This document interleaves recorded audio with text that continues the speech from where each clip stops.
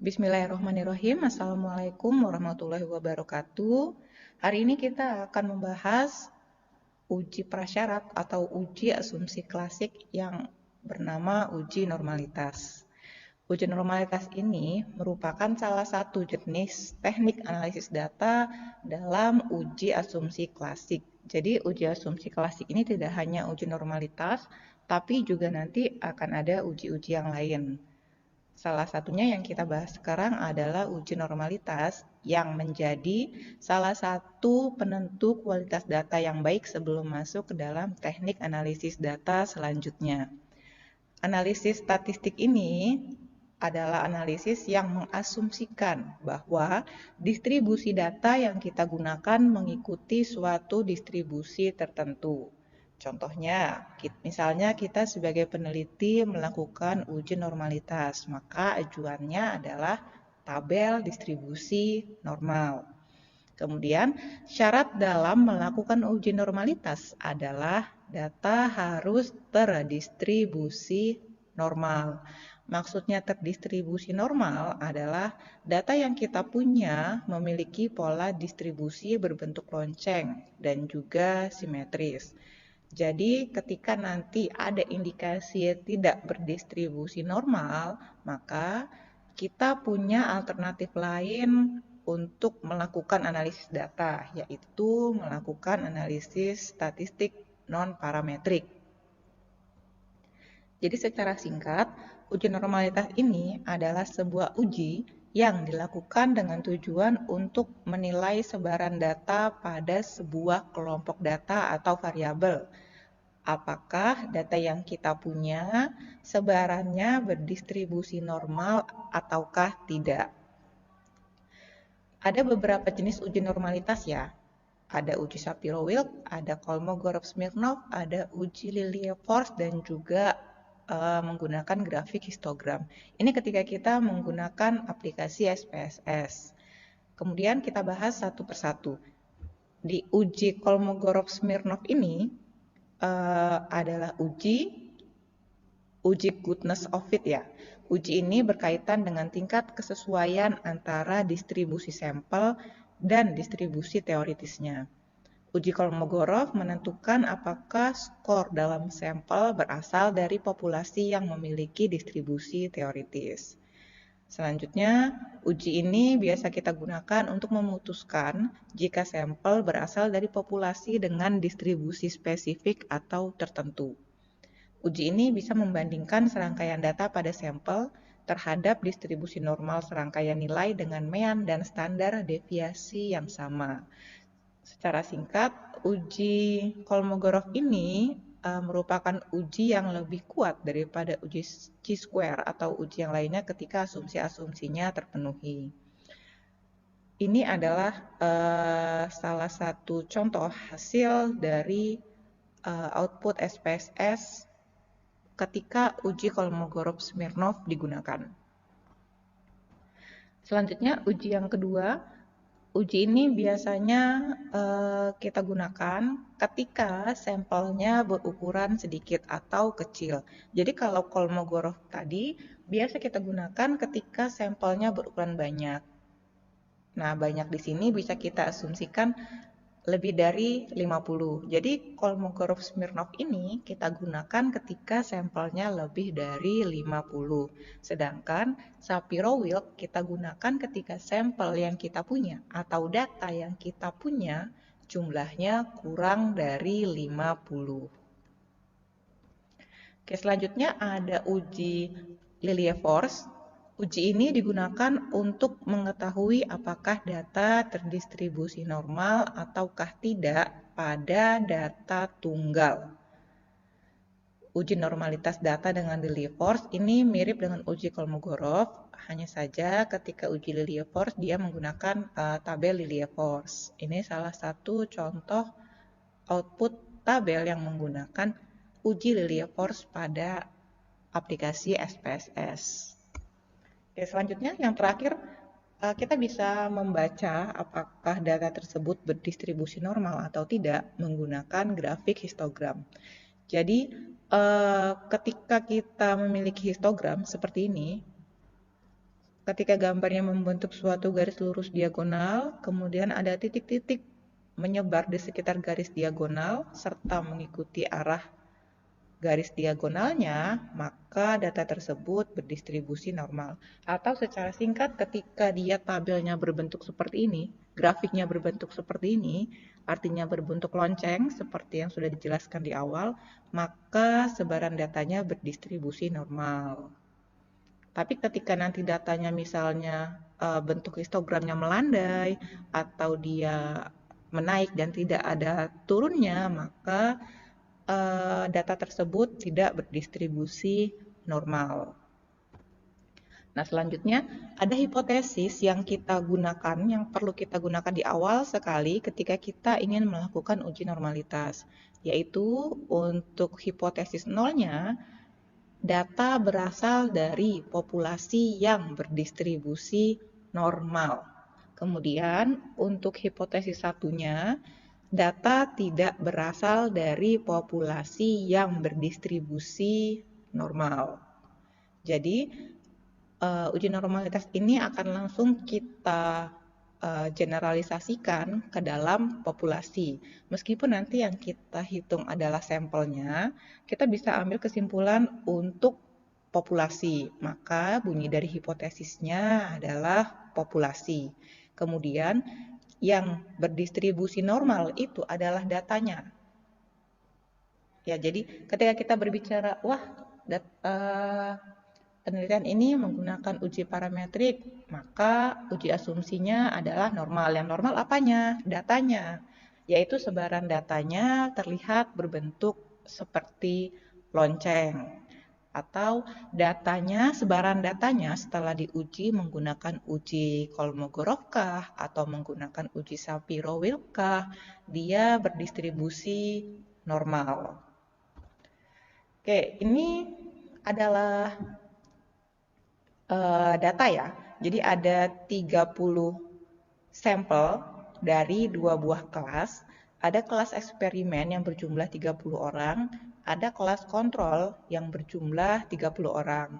Kemudian data ini akan kita coba copy pastekan di aplikasi SPSS. Oke, sekarang kita masuk ke aplikasi SPSS ya. Di sini sudah saya inputkan untuk di variabel view, kita buatkan 2 buah baris ya. Jadi untuk yang pertama ini adalah data, untuk data nilai kelas eksperimen dan juga kelas kontrol.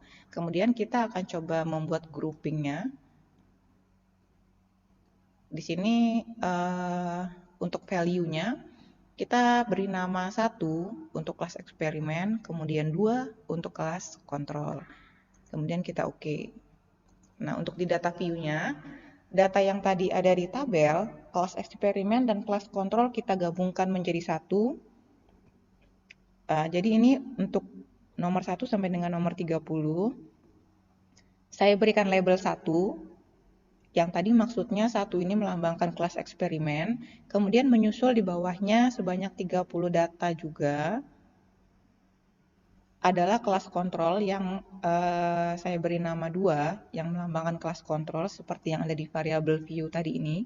1 melambangkan kelas eksperimen, 2 melambangkan kelas kontrol. Jadi untuk data kita gabungkan semua ya jadi 1. Data kelas eksperimen dulu pertama ditulis, kemudian lanjut ke data kelas kontrol di bawahnya langsung. Kemudian untuk labelnya 1 kita lambangkan sebagai kelas eksperimen, kemudian 2 kita lambangkan sebagai kelas kontrol. Nah, selanjutnya mungkin nanti ada beberapa cara ketika mungkin nanti searching dari sumber-sumber lain, ada yang dia menggunakan metode ngecek dulu nih residualnya. Nah, ketika ingin menggunakan cara tersebut boleh-boleh saja. Jadi, ketika nanti mengecek unstandardized residual, itu maksudnya kita ingin ngecek dulu nih, apakah distribusi kesalahan model yang kita punya, model datanya, mengikuti distribusi normal dalam skala data asli, bukan dalam skala standar. Nah, untuk yang akan kita coba praktikkan sekarang. Kita asumsikan bahwa unstandardized residualnya kita abaikan dulu. Jadi kita akan coba langsung ke menu analyze.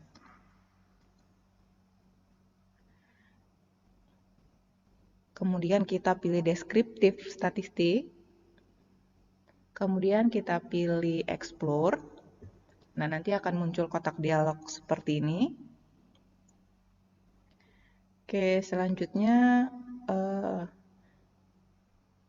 datanya kita masukkan ke dependent, kemudian groupingnya kita masukkan ke factor list.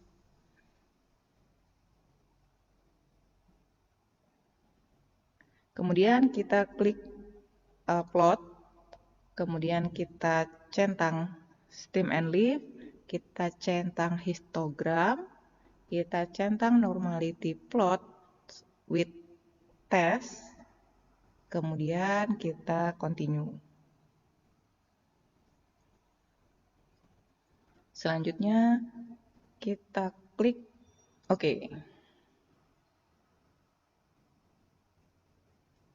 Oke, ini adalah output yang muncul ya ketika kita tadi sudah klik OK. Di sini menjelaskan bahwa data eksperimen jumlahnya 30, kemudian dia valid 100%, kemudian tidak ada data yang missing. Kemudian ini deskriptifnya untuk data kelas eksperimen rata-ratanya sekian, median, varians, standar deviasi, nilai minimum, nilai maksimum, sekian. Kemudian untuk kelas kontrol juga sama, rata-ratanya 62,5, kemudian nilai mediannya sekian, nilai variansnya sekian, standar deviasi minimum maksimum sekian. Untuk test of normality, di sini langsung keluar dua jenis uji, untuk uji Sapir-Whorf dan juga uji Kolmogorov-Smirnov dengan koreksi Lilliefors significant correction. Nih, ini melambangkan Lilliefors significant correction. Oke, kita lihat dulu. Kita punya sampel untuk kelas eksperimen dan juga kelas kontrol sebanyak masing-masing 30. Oke, karena jumlah sampelnya kurang dari 50, maka kita menggunakan uji yang Sapir-Whorf. Kita membaca hasil uji Sapir-Whorf. Nah, di sini terlihat bahwa nilai signifikannya 0,000 untuk kelas eksperimen dan 0,011 untuk kelas kontrol. Oke, selanjutnya karena kedua nilai tersebut kurang dari 0,05, maka kita akan tolak H0 atau kita terima H1. Oke, bunyi hipotesis H1 adalah data tidak berasal dari populasi yang berdistribusi normal. Atau secara sederhana, untuk kelas eksperimen dan kelas kontrol ini datanya tidak normal gitu kalau kita biasanya berbicaranya. Kemudian untuk yang Kolmogorov-Smirnov, hasilnya pun serupa ya. Untuk nilai eksperimennya kurang dari 0,00 dan kelas kontrolnya, untuk kelas eksperimennya nilainya 0,000 dan untuk kelas kontrol nilainya 0,027. Nah, di sini dia ada Lilliefors correction. Sebenarnya Lilliefors ini dikembangkan untuk mengatasi masalah ketika ditemukan bahwa rata-rata sampel yang kita uji menggunakan rata-rata dan deviasi standar dari sampel itu sendiri. Gini maksudnya. Jadi ada koreksi ini membuat uji Kolmogorov ini lebih akurat dengan menggunakan distribusi normal yang lebih tepat yang disesuaikan dengan estimasi parameter sampel. Parameter sampel ini maksudnya rata-rata dan deviasi standar dari sampel.